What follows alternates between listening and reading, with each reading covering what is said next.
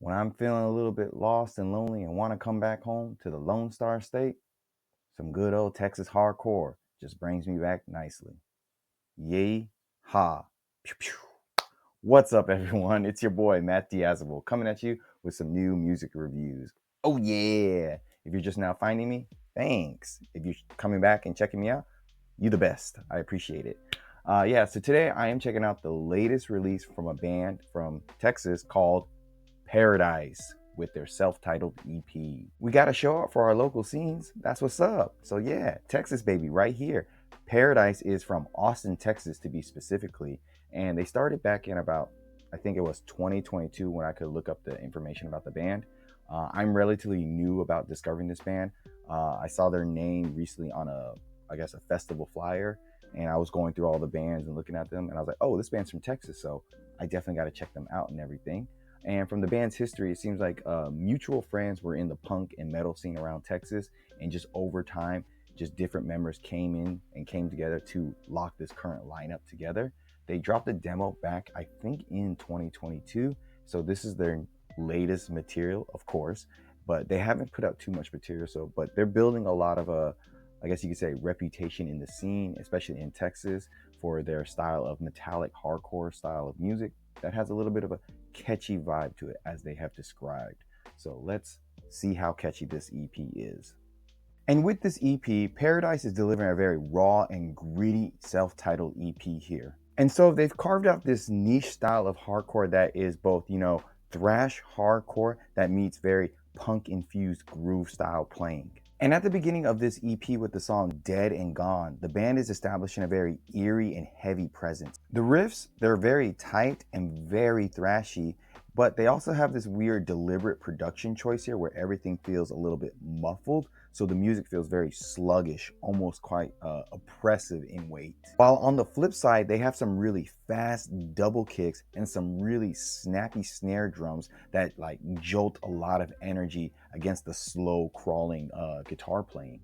And there's no mistaking here. Like there's a lot of heaviness with this band from the get-go that demands your attention, even if it does feel a little bit buried in the production and the overall mix. And throughout this whole EP, the band really leans on a combination of, deep throbbing bass lines and slow, deliberate drum patterns that just really hit hard, giving songs like A Call to War and Empty Threat a very grinding momentum feel to them.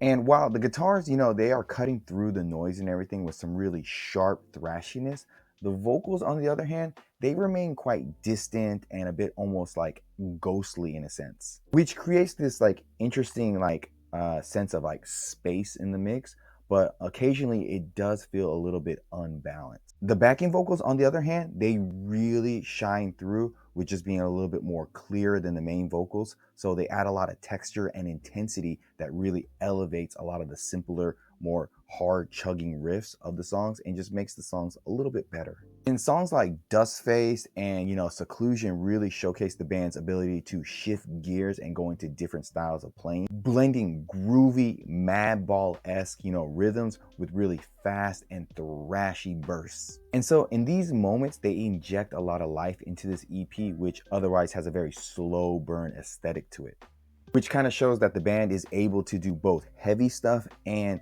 have a lot of movement as well. And I will say the structure of the songs, they remain quite, straightforward. They're very cut and dry hardcore songs. They're not trying to be too fancy or, push the genre beyond what it is.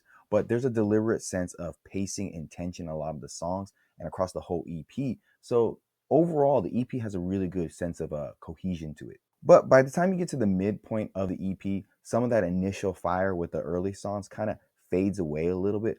But there are some dynamic moments sprinkled in, like the midpoint and the back end of the album or EP, because you get some really deep, fuzzy bass sections and some really punchy drum patterns as well that really help, bring things back without overcomplicating the EP in any way. Overall, I would say Paradise's self-titled EP is a solid exploration of heaviness, groove, and attitude. It's simply thriving on simplicity here. It's got some really thick bass, some chugging riffs that's what you want in hardcore music, even if the production at times, especially around the vocals being a little bit distant and a little bit obscured, they're bringing the heat here. And I think there's a raw, unpolished charm here that definitely for sure most hardcore fans are going to really appreciate. And yeah, for sure, this EP isn't flawless at all, but it does have this weird undercurrent of evil energy that has this gritty feel to it that, you know, shows that the band definitely has some power to them. It just needs to be refined a little bit. And they're still early in their career, so they could come out with some stronger stuff in the future. But for now, I would say it's a pretty okay release, and I would have to give Paradise, their self-titled EP, an okay 7 out of 10. Links down below. Tell me what are your favorite Texas bands at the moment, some other bands that you love. I'm a big Judiciary fan, so throw stuff my way that sounds like that. And if not, see you in the pit, guys. Yeah. Been thinking good things about you. Cool little war.